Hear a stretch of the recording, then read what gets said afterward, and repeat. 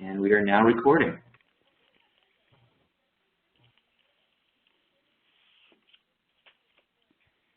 My desktop. Okay, again, I've logged into a Gmail account. You can use any Gmail accounts, whether it be a Google Apps account associated with your school, a Google Apps associated with your business, or just a free @Gmail account. This is available. Today we're going to be doing Google Draw. And the way you access that is by going to Documents,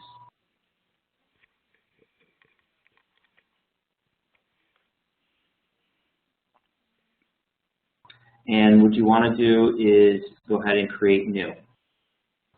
Now at this point you can actually create drawings from here, but it is also built into Documents, I believe presentations also, and spreadsheets. Now the way I use drawings, they call it drawings, and when I think of drawings I'm used to the paintbrush where I can make any design I want. Well, the way that the drawings is built, it actually works best as a concept map tool and using those type of skills. What you'll notice right here is the shapes that you can insert. So for example, I can insert a little box here, add my text. Hold on. Stupid phone, sorry. Okay. You okay, Judith? Yeah, scared me. One of those Google apps, Yeah. So you're able to add a topic, and you can add multiple of these, multiple shapes, depending on what they mean.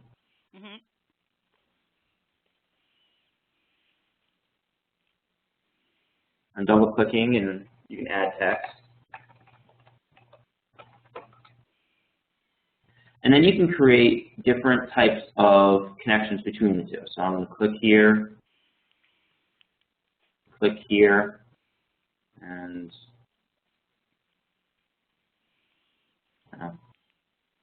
just trying to make it wrap.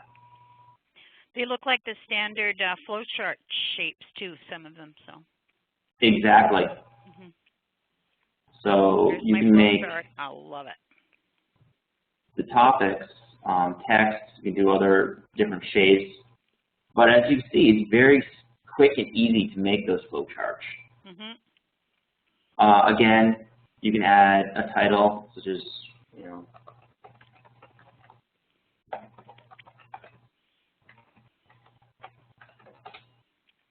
title of my document.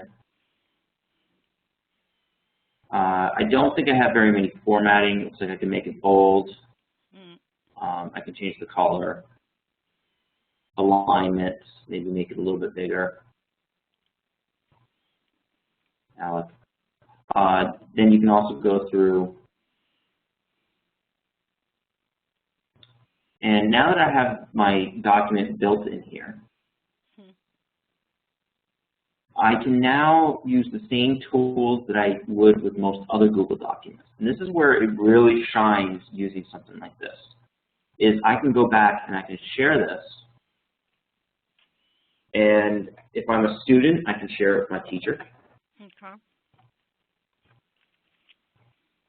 With edit rights, and I'm going to click share. So now that I've done that, both myself and my teacher can be editing this document. The teacher can go through and insert, maybe they want to insert a text line, some text, and add some comments if they wish.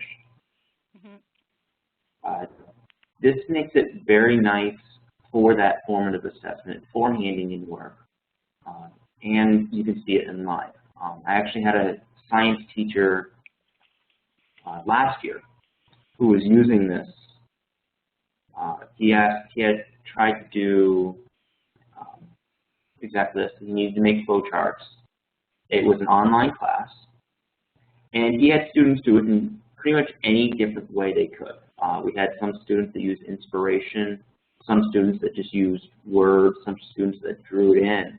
I had recommended this, and what I found is it was the easiest of him to be able to see.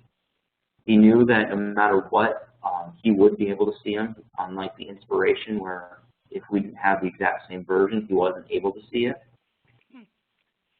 And again, he was also able to edit it and work with it in a collaborative environment, which was also new. But let's just go through these other items. File, seeing revision history, and all the items you can do are standard to any Google Apps product. You can download this as a JPEG or a PNG, so it can be a photograph that you insert into any other document or on a web page. Cool. Or you can also download it as a PDF file. Again, readable on a web page. Undo, select all, select none, very similar there. Zoom in.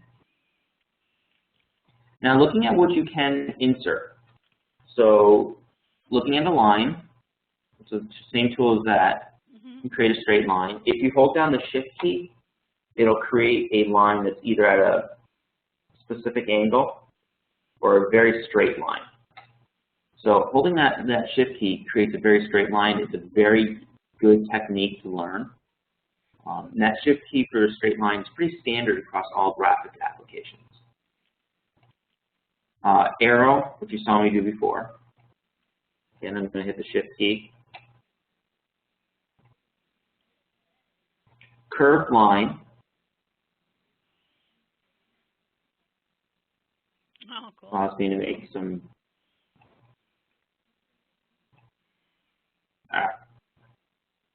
make some lines that are not straight. Then I can loop around. Once I have my document, I can modify it a little bit. So let's keep going back. Polyline, which I believe is the way of creating another box, but in any specific shape that you'd want it to be.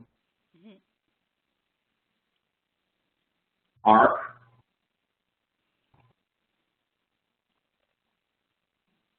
It does not. I'm getting too many things on here. Let's try that arc again.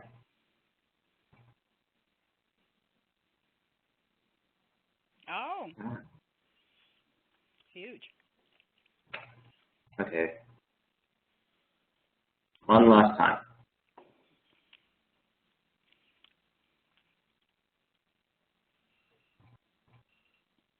Okay, the arc is not working for me. Scribble allows me to create any size shape. Now, unlike a paintbrush, though, this works. You can then resize the items however you want. You can rotate the items, and they're all individual. Okay. Word art.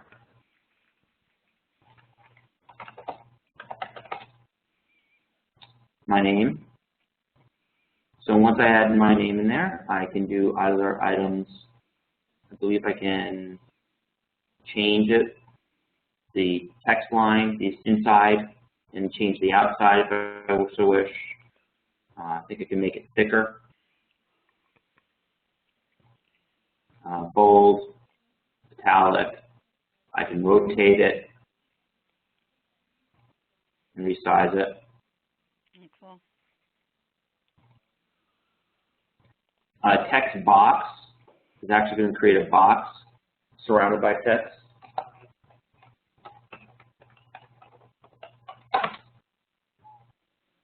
Which works, again, similar. Then I can rotate it.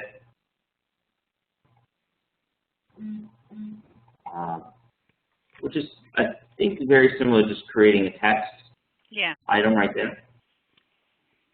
Image. So you can now also insert an image if you wish.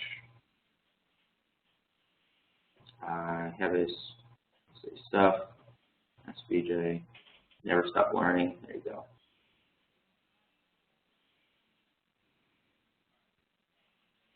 So there's my image that I've inserted.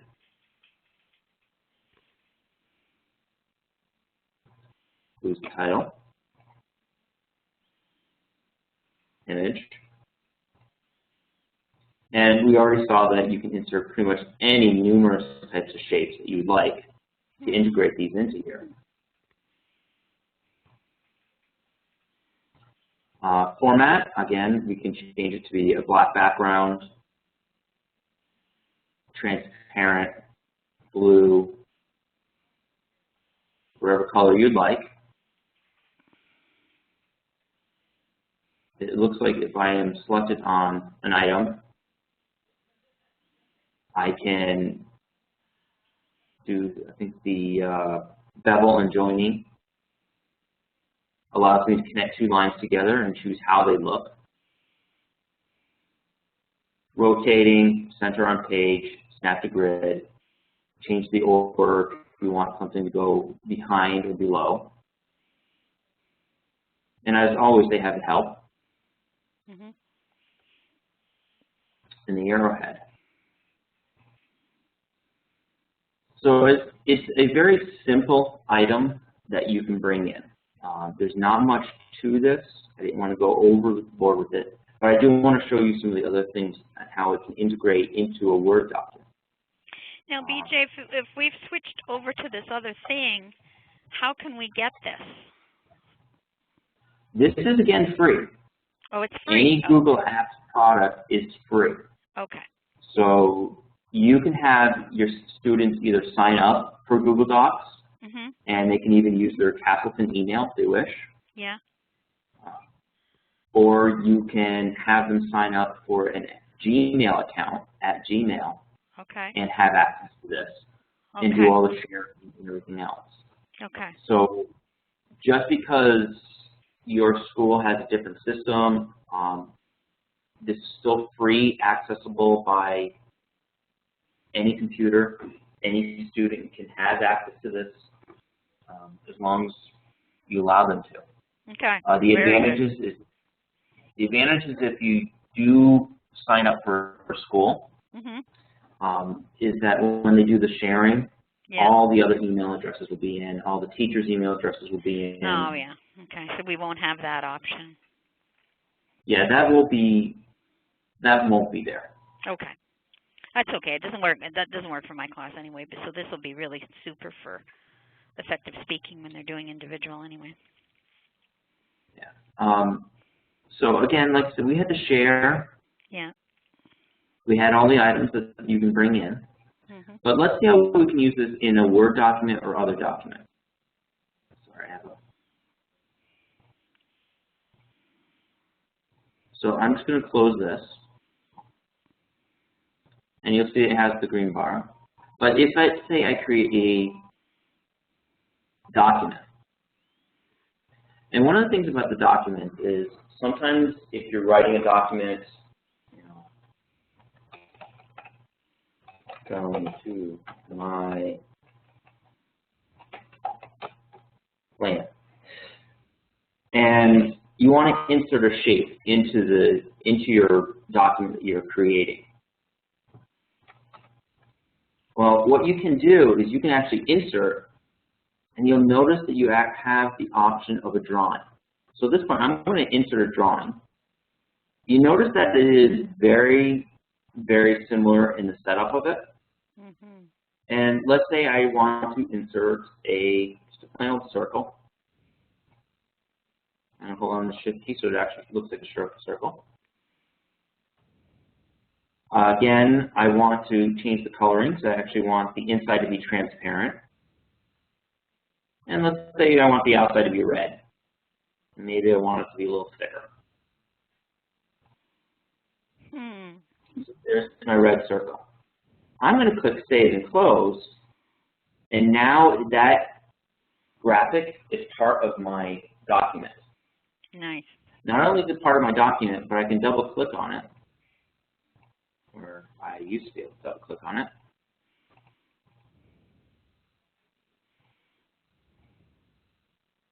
Aww. Prove me wrong again.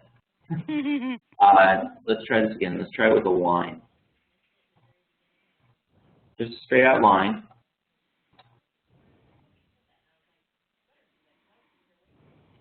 Save and close. This one I can go back and edit. Circle, apparently inserted as an image. Mm-hmm. So some of them you can go back and you can re-edit the image. Yeah. Apparently some of them you can't. Or is it going to get, oh yeah, here you go. Right down at the bottom, it was typing on me.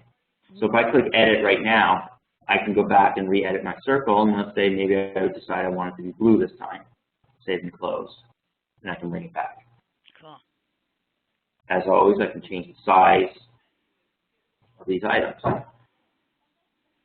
So you can see where it becomes very powerful in the fact that it can be used standalone, right through here,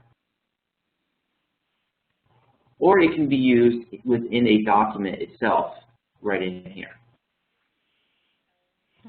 And as I mentioned before, it works very well for flowcharts, concept mapping.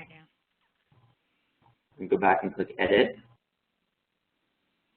Now, once you're in creating a document, you'll notice that I was able to change some of the sizing and some of the other coloring. So I'm actually going to specifically go through and what I am doing with that. Notice how I'm clicking on the select tool. Once I click on the select tool, you'll notice that there are dots all around it. Those dots are resized dots. And then this little green doohickey is a rotate tool. So if you grab that, you can then rotate the document however you want. Again, I also added text. By double clicking, I was able to add text. And this, watch this, this is going to come up upside down. Because the little green thing is the top of the image, so it adds the text. So I can even add text upside down. And then again, we had the fill options. And the outline border options.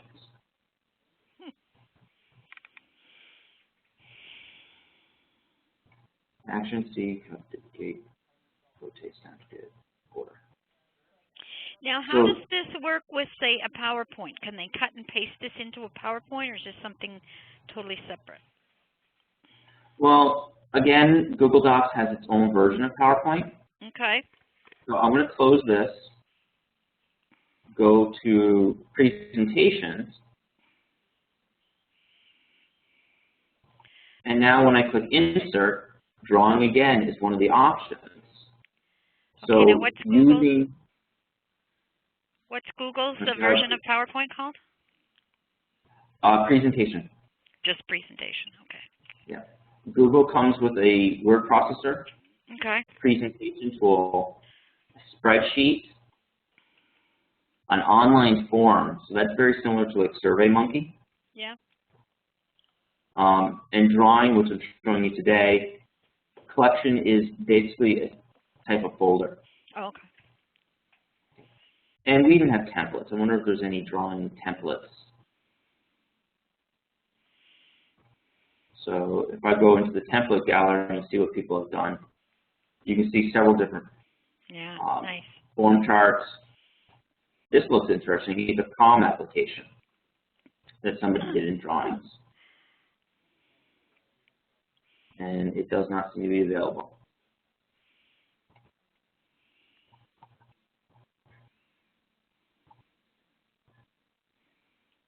Basketball court, title,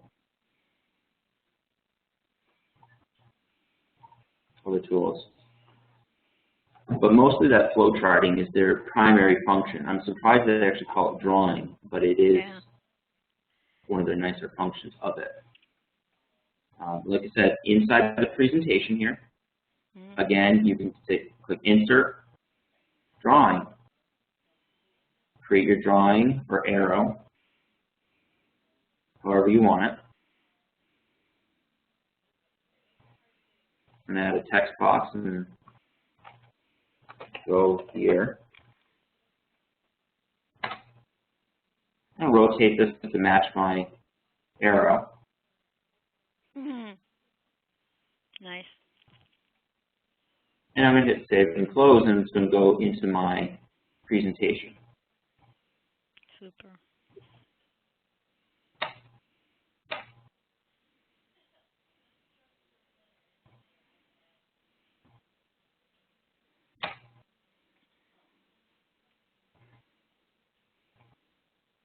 So now you're able to go in, you can re-edit the images.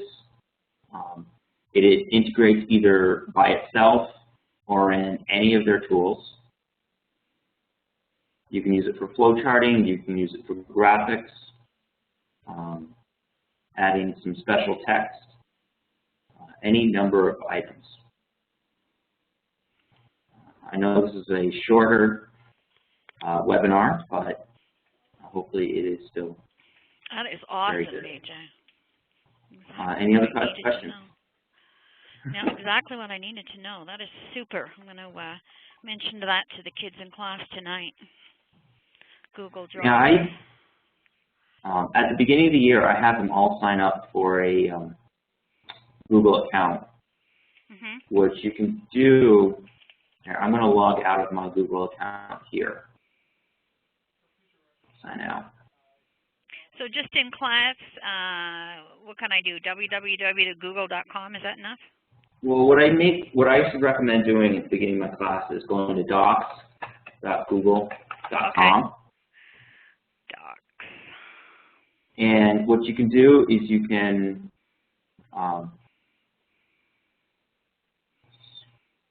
create a new account. And you see where it says current email address? You can actually sign it up with their Castleton or their school email address. Okay. So for me,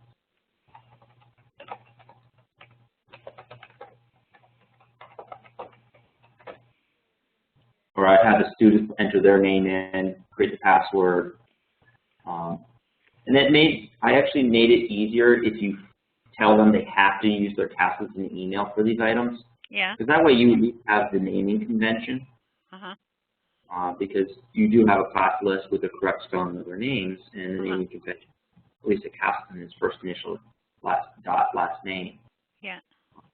So, and also when they share a document with you, that also means you'll see that it's from who it's from.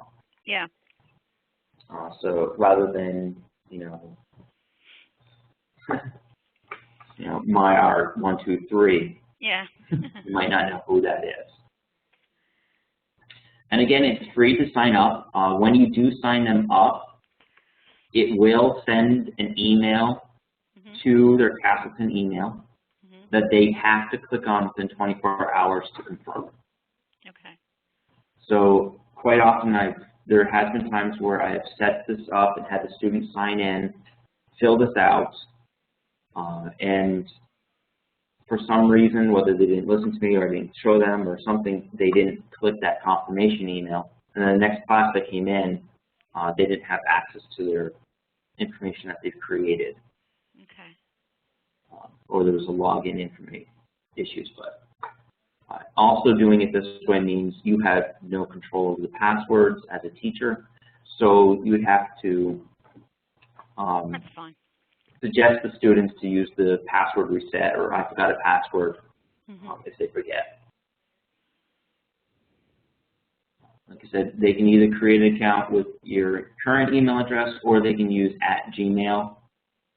If they do it with the Castleton one, that means anytime someone shares a document, it would be notified to their Castleton email account. Okay.